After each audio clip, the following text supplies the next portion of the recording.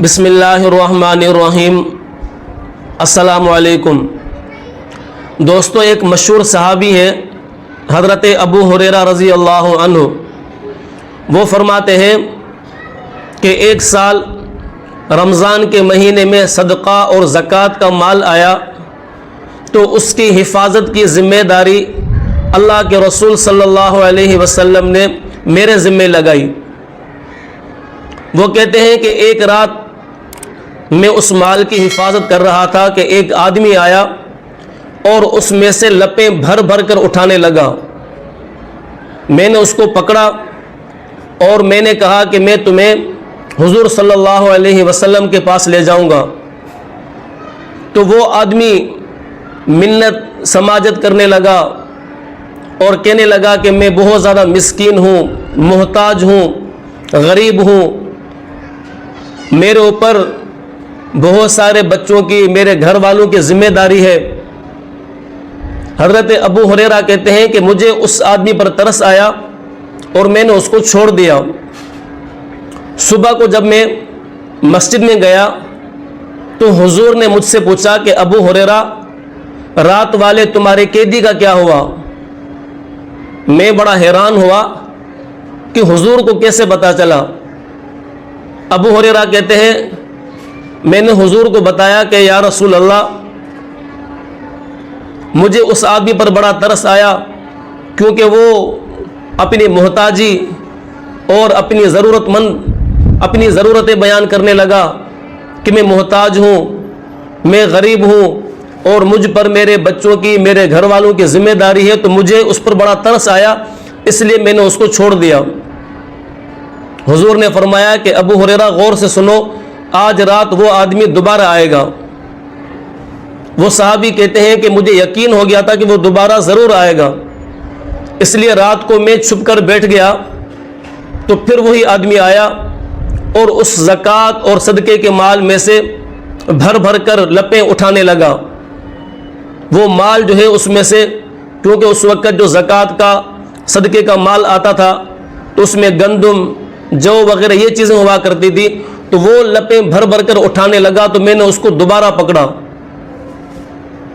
تو وہ آدمی پھر کہنے لگا، اپنی محتاجی کی شکایت کرنے لگا کہ میں محتاج ہوں، میں ضرورت مند ہوں، غریب ہوں، مسکین ہوں، اور گھر والوں کی، چھوٹے چھوٹے بچوں کی مجھ پر ذمہ داری ہے۔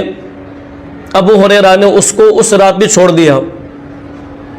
اگلی صبح کو حضرت ابو ہریرہ کہتے ہیں کہ جب میں مسجد میں گیا تو اللہ کے رسول صلی اللہ علیہ وسلم نے مجھ سے پوچھا کہ ابو ہریرہ تمہارے رات والے قیدی کا کیا ہوا؟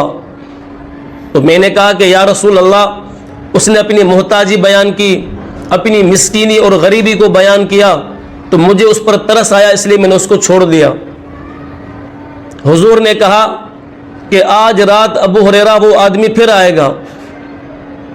ابو ہریرہ کہتے ہیں کہ میں رات کو چھپ کر بیٹھ گیا، پھر دوبارہ وہ آدمی آیا اور اس صدقے کے مال میں سے اٹھانے لگا اور لپیں بھر بھر کر کسی بورے وغیرہ میں بھرنے لگا۔ تو میں نے اس کو دوبارہ پکڑا اور میں نے کہا کہ یہ تیسری دفعہ ہے اور آخری دفعہ ہے، تم پہلے بھی 2 مرتبہ کہہ چکے ہو کہ میں دوبارہ نہیں آؤں گا، لیکن اب میں تمہیں بالکل بھی نہیں چھوڑوں گا، میں تمہیں حضور صلی اللہ علیہ وسلم کے پاس لے کر جاؤں گا۔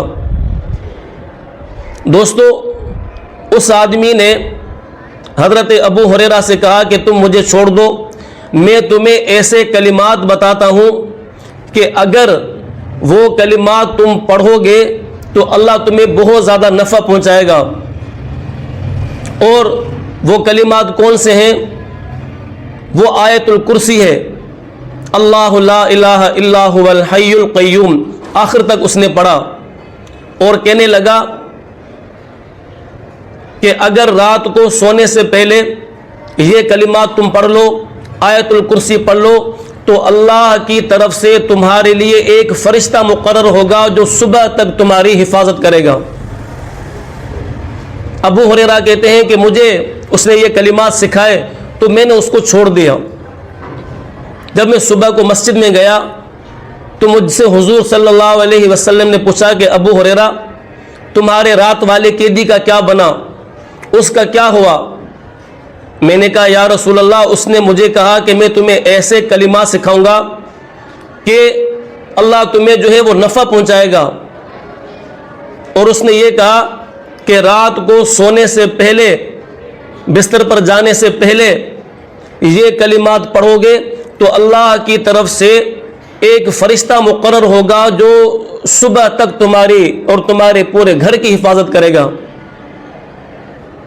دوستو، حضور نے حضرت ابو ہریرہ سے فرمایا کہ ہے تو وہ جھوٹا، لیکن اس نے جو بات بتائی ہے وہ بالکل سچی بات ہے۔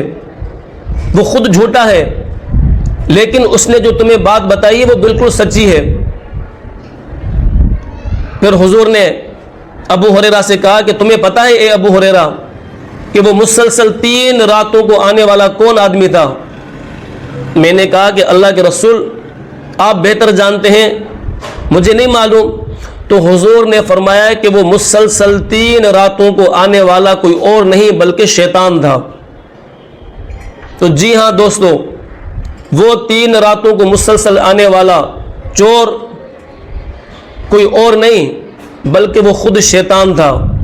تو اس لیے اگر شیطان سے حفاظت چاہتے ہو، اپنے گھر کی، اپنے بچوں کی، تو پھر رات کو سونے سے پہلے آیت الکرسی ضرور پڑھا کرو، خود بھی اہتمام کرو اور اپنے بچوں کو بھی اس کا اہتمام کرواؤ، تو اللہ پاک اس کی برکت سے ہم سب کے گھروں کی حفاظت فرمائیں گے۔ تو انشاءاللہ مزید بھی ایسے ہی واقعات کے ساتھ ملتے رہیں گے، تب تک کے لیے اجازت دیں، اللہ حافظ۔